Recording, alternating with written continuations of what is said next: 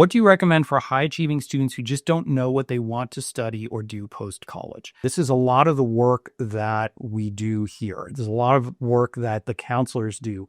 And what we see over and over again, it starts on the family strategy calls and it continues in the work that we do with our students, is that students will open up differently to a counselor or an admissions advisor. And it's really interesting to watch the calls, watch the students start talking about something and the parents being like, you never told me that. I didn't really I didn't really know that you had an interest there.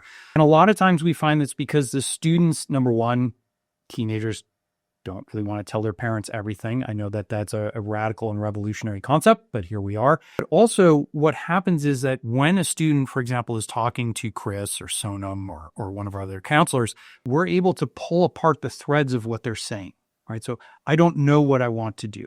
Okay, well, what is it that interests you? You like science? Why? What science do you like? Chemistry?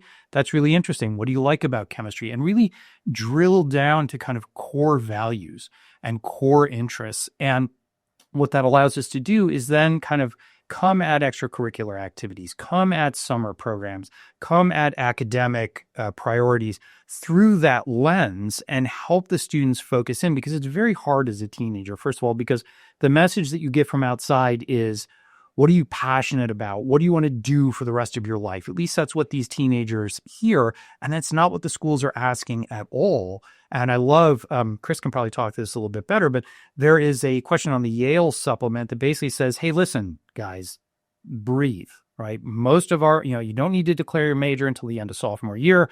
And most of our students come in and change at least once what it is they think they want to study. So we're not asking you what you want to do for the rest of your life. Some of you might know that. And I've met students who are just laser focused on something.